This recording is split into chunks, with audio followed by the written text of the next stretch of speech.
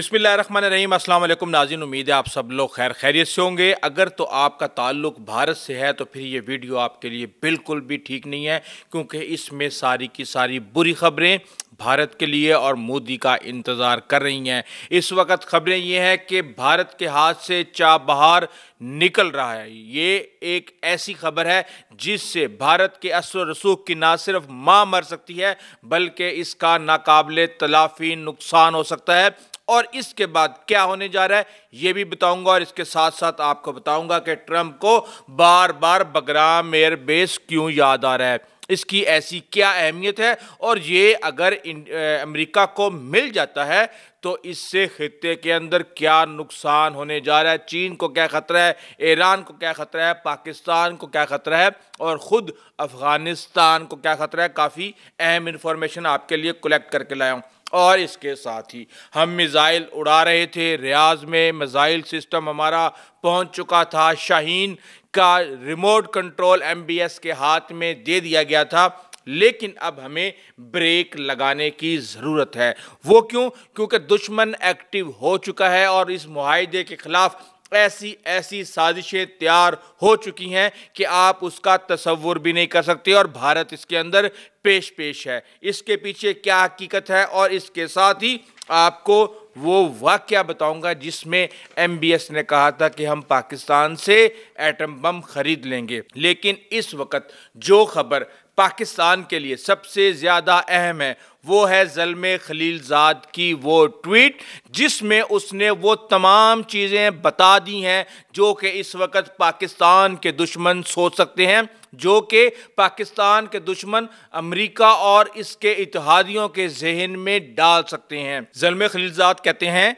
कि a potentially consequential step in Pakistan-Saudi relations has been reportedly been announced, a mutual defense agreement not on the level of a treaty. अब पता नहीं agreement और treaty में क्या फ़र्क होता है, लेकिन मैं आपको अभी बताऊंगा कि ये सारे का सारा जो एग्रीमेंट है ये कितना मजबूत है और इसकी जड़ें कितनी ज़्यादा अंदर तक गई हुई हैं। But it's not clear if Saudi Arabia and Pakistan make a distinction between a treaty and an agreement stating that any aggression against one country would be considered against aggression against other. चले यहाँ तक तो ठीक है। अब यहाँ से इनकी वारदात जब शुरू होती है वो ये है, was this in reaction to the Israeli attacking a target in Qatar, और does this confirm long standing rumours that the Pakistani nuclear weapons programme is unofficially को स्पॉन्सर्ड बाय सऊदीज। यानी कि ये जो न्यूक्लियर प्रोग्राम है ये एक लंबे अरसे से सऊदी अरब स्पॉन्सर कर रहा था।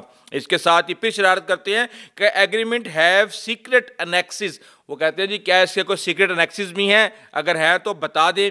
और इसके साथ ही वो पूछते हैं कि क्या ये US का इस खित्ते के अंदर जो डिटेरेंस का मेयार है, जो उसका दिफा है, जो उसका डिफेंस है, क्या ये इसको अंडरमाइन कर रहे हैं? क्या सऊदियों को अब अमेरिका के ऊपर एतबार नहीं रहा?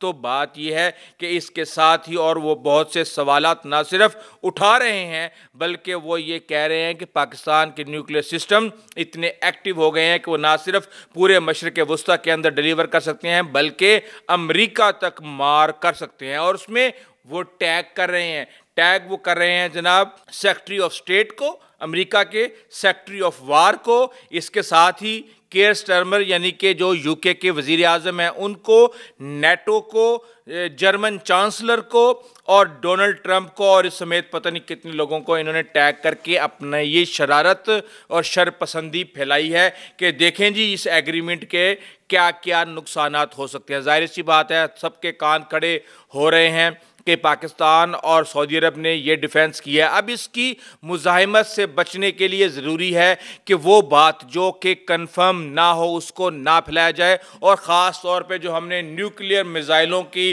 रुख किए हुए हैं उसके ऊपर भी अब एहतियात करनी पड़ेगी। क्यों?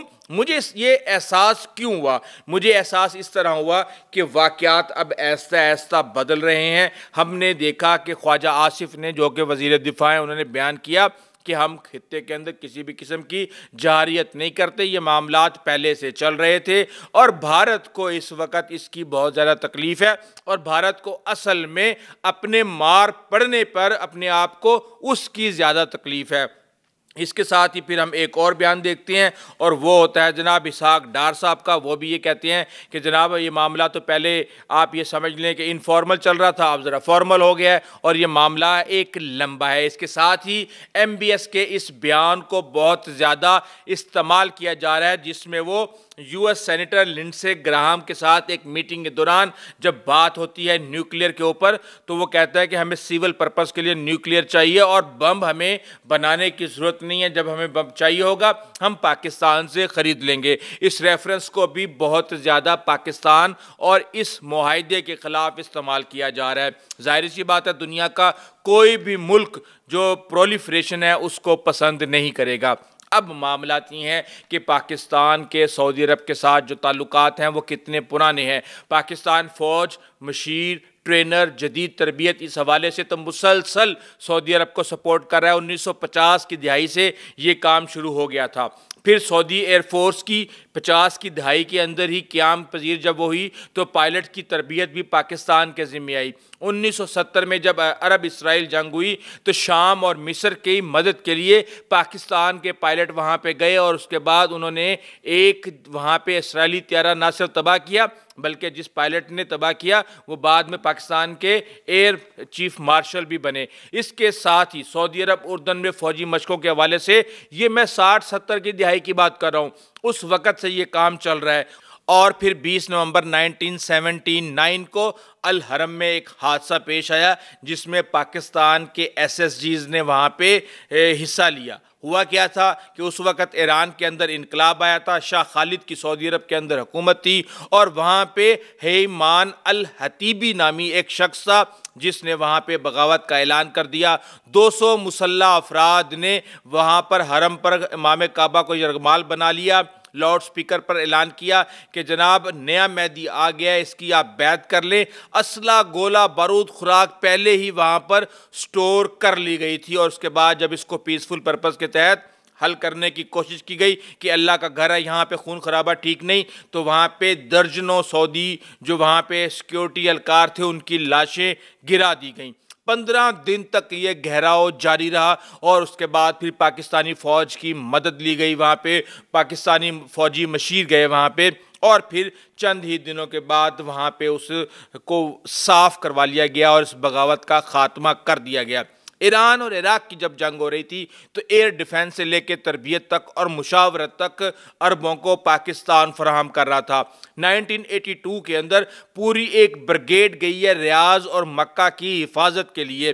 اس کے ساتھ ہی اردن اور کویت کو بھی پاکستان اسی طرح فوجی مدد فراہم کرتا رہا ہے اور جب خلیجی جنگیں ہوئیں 90 کی دہائی میں 1991 میں 11,000 فوجی جو ہے وہ گئے وہاں پہ سعودی عرب کے دفاع کے لیے۔ وہاں پہ یہی نہیں بلکہ بحری اور فضائی اور خلیج کی سیکیورٹی کا بھی پاکستان نے خاص طور پہ اہتمام کیا۔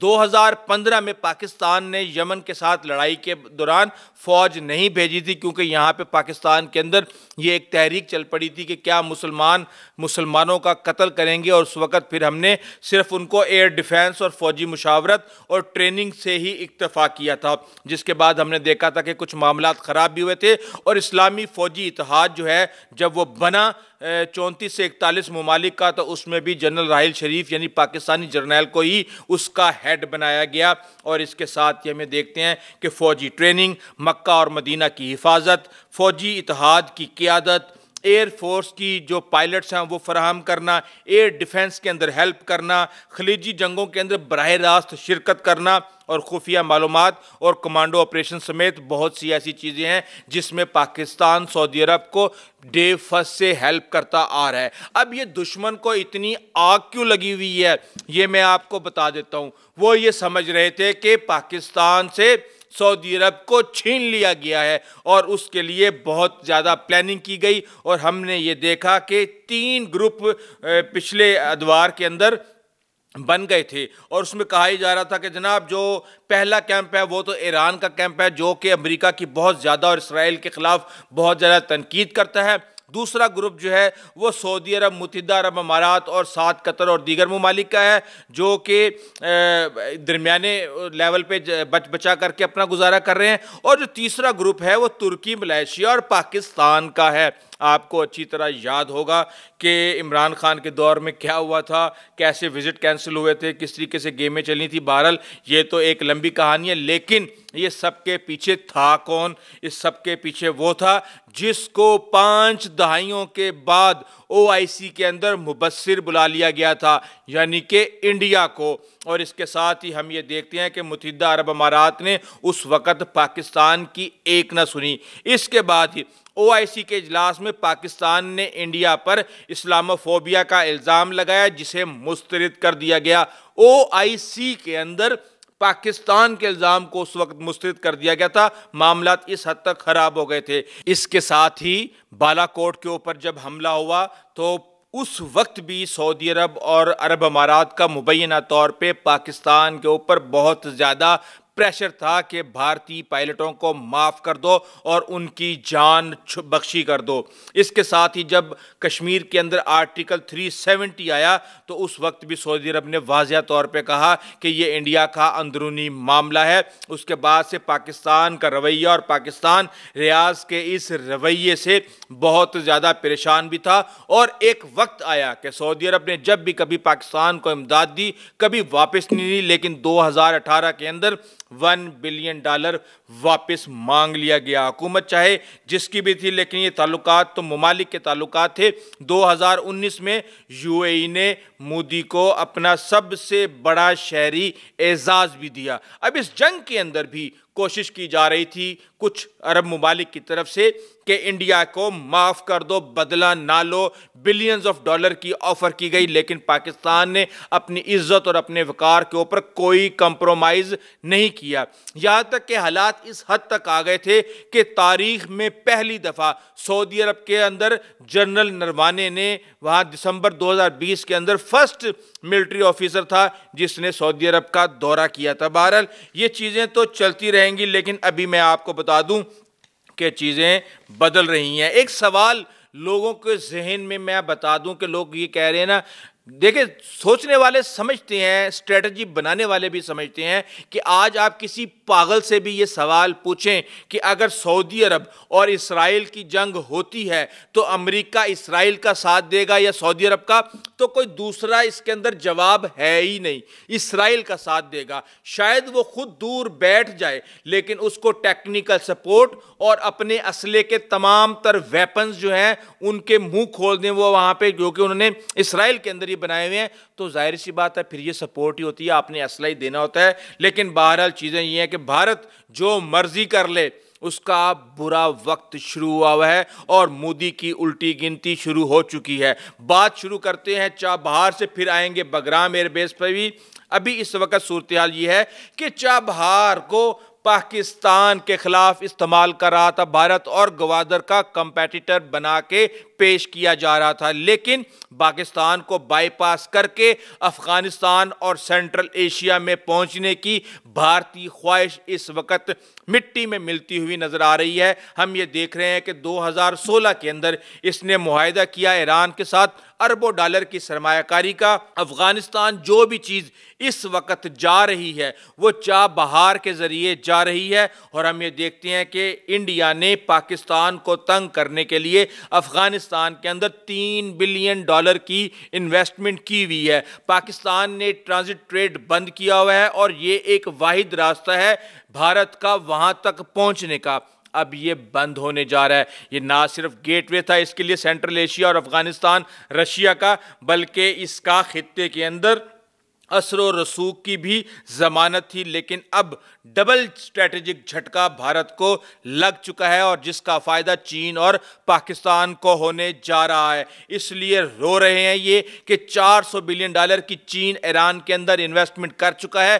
اب یہ وقت آنے والا ہے کہ شاید چابہار اور گوادر دونوں کو ہی چین آپریٹ کرے اور گوادر کے خلاف جو سازشیں ہیں وہ تھم جائیں۔ اس کے ساتھ ہی بگرام ایئر بیس کی بہت زیادہ یاد آ رہی ہے، اور وہ یاد یہ ہے کہ ट्रंप ने यूके के प्राइम मिनिस्टर के साथ बैठ के कहा कि तालिबान हमसे कुछ चीज़ें चाहती हैं। मैं आपको बता देता हूं कि क्या चाहती हैं। वो चाहती हैं कि अमेरिका उनको तस्लीम कर ले, उनके जो 5-6 बिलियन डॉलर अमेरिका ने जब्त किए हुए हैं वो उनको वापस कर दे, उनका स्टेटस इंटरनेशनल लेवल पे तिजारत का बहाल कर दे और उनको तस्लीम कर लिया जाए और उनकी मुश्किलात कम कर दी जाए और जो उनके ऊपर प्रेशर आ रहा है उसको ख़त्म कर दिया जाए। तो उसके बदले में ट्रंप साहब ने उनसे बगराम एयरबेस मांग लिया, जिसके ऊपर तालिबान ने कहा है कि ये नहीं हो सकता।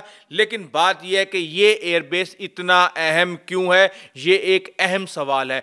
40 किलोमीटर दूर है ये काबुल से। 1950 में इसको रशियंस ने बनाया था और उसके बाद हम ये देखते हैं कि अगर यहाँ पे अमेरिका आ जाता है तो ये इसका मॉनिटरिंग सेल बन जाएगा। जब अमेरिका यहाँ पे मौजूद था तो दुनिया में जितने भी एयर बेसिस थे अमेरिका के, उनमें सबसे बड़ा एयर बेस जो है वो ये एयरबेस था, बगराम एयरबेस। और यहाँ पे 10,000 फौजियों की बैरिक्स और रिहाइश गाहें बनी हुई हैं। इसके 2 रनवे हैं और इसका एक रनवे 2.5 किलोमीटर से ज़्यादा बड़ा है। और इसकी सबसे अहम बात मैं आपको बता दूं कि जो इसका रनवे है वो 2 मीटर उसकी गहराई है, यानी कि 6 फुट कंक्रीट भरी गई है उस रनवे को बनाने के लिए। और यही नहीं, यहाँ पे कैदियों के लिए भी डिटेंशन सेंटर बना हुआ है। तो फिर वो चीन पर, ईरान पर, सेंट्रल एशिया पर, अफगानिस्तान पर, रशिया पर, पाकिस्तान पर,